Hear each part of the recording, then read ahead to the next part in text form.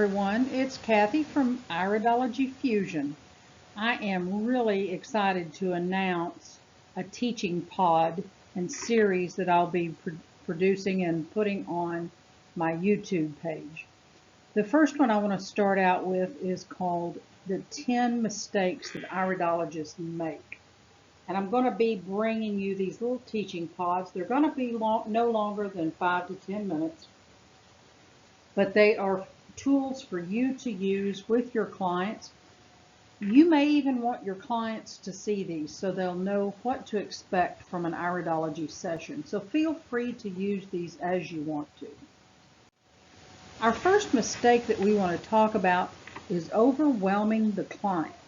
And this tends to happen with a lot of new iridologists and newly certified iridologists that are trying to find their way and establish a business. But I want to bring this to your attention because it's something that could really pay off if we divert this and go another direction. So when we say too much, we can absolutely overwhelm our client. I know that we're all excited to investigate someone's eye and take a look and talk about every marking we see. But talking about every marking is not necessary. This can get really confusing for the client. And that's the last thing we want to do as an iridologist, is to confuse them. They are there for our help, our guidance, and for suggestions. So the last thing we want to do is talk about every little bit of detail that we see. So what we'd like to do is identify the obvious. Now, you can pick 3 or 4 things that stand out. And by stand out, when I'm telling my students to look at what stands out in the eyes, I tell them you may have to push back from the computer screen, sit back far in your chair, and look at the iris and see what pops out. You may see things that you didn't notice by looking so closely and so close to the computer screen. Again, I want you to look in the sclera and notice the vessels that you see in the sclera, because that can be a direct link to what is happening with the iris. It is very good confirmation to always use the sclera. You might use it as a secondary marker. But when you look at the sclera and that verifies what you see in the iris, you have a red flag going on as far as that person's health. So always look in the sclera to guide you and to point you. And it would be so easy just to begin with the constitution and the color of the eye. So we know that when we talk about constitution, we talk about the structure of the eye and the color, the subtypes in the color. This gives us a constitution. This would be a great place to start because we can deliver a lot of the detail in that opening message, just in that very opening statement alone. So if we divide the iris into sections, into 4 sections, like we're very common to see with the 12 o'clock position, 3, 6, and 9. This has been explained to us when we were in school. This is how to divide the iris off. We're going to look at the vertical and the horizontal positions. But if we go in and add a blue grid into our other grid, now we can divide it off. I would suggest going with either the red grid or the blue grid. Now the blue grid, if you follow this is a 11:30 from 1:30 to position, 1:30 to 4:30 position, 4:30 to 7:30, and 7:30 back to 11:30 position. This is following the sclerology pattern so that you can notice the markings in the sclera. But whichever grid you choose is fine by me. I wouldn't necessarily agree to dividing the iris up into 8 positions unless you absolutely need to do that for your own structure. 4 positions is nice. If you look in each one of the 4 positions of the red grid or the blue grid, you're able to pick out 1 or 2 markings per grid.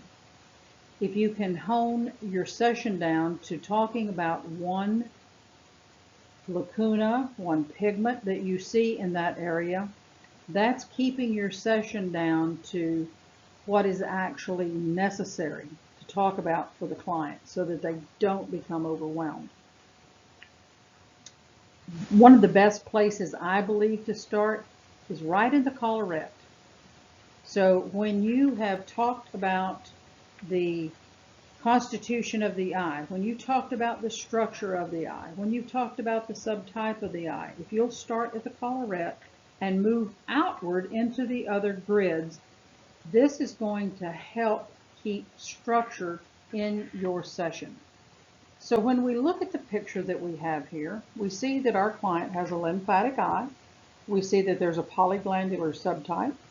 We also see orange pigmentation, and we see what is known as a floppy or a tonic collarette, according to IPA teachings. So just by talking about the lymphatic type and talking about the possibility of irritation in the mucous membranes, stiffness and soreness in muscles and joints, skin issues, possible skin issues, all of the things that we know are related to the lymphatic type, and then couple that with the polyglandular subtype. We know that the polyglandular subtype is related to endocrine issues. Our orange pigmentation is now confirmation that we really have to pay attention to sugar, because we may have those sugar metabolism issues coming about. There might already be a problem with the client. And then talking about the floppy or a tonic collarette, you may want to say that due to this pattern, due to this shape that we see or the placement that we see this would be indicative of someone that may have issues with the bowel, not having very strong function or peristaltic action.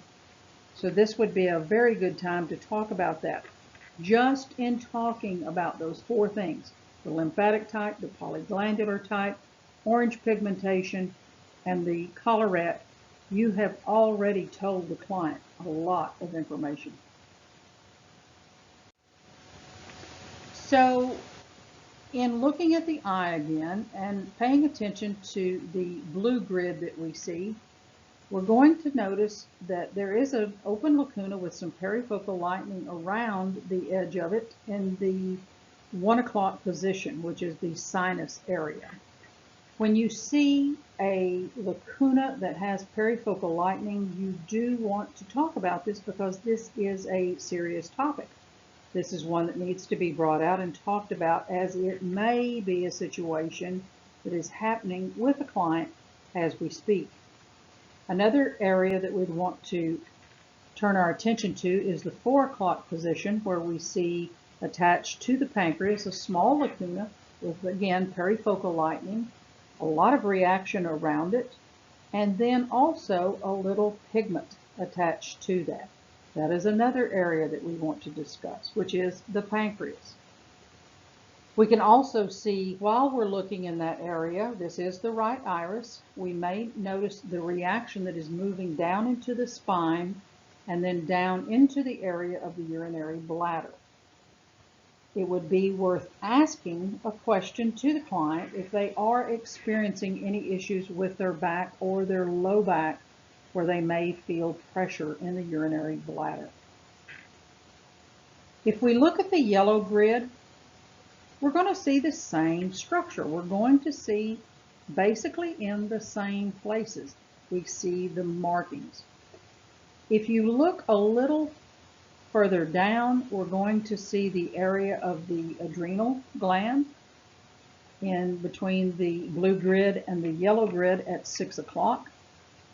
The adrenals do need to be mentioned as well, because there may be some reason that the adrenals could be out of balance, and this could be due to a lot of caffeine, excessive caffeine at this time, or just a lot of day-to-day stress.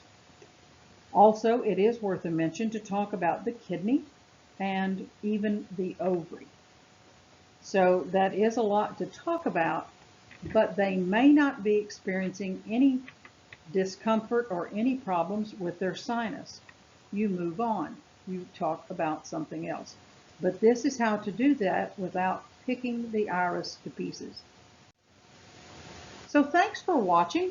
I appreciate you watching the first pod of the little mini series about the 10 common mistakes that iridologists tend to make. There's the second topic that we're going to be talking about is taking too much time. Thank you.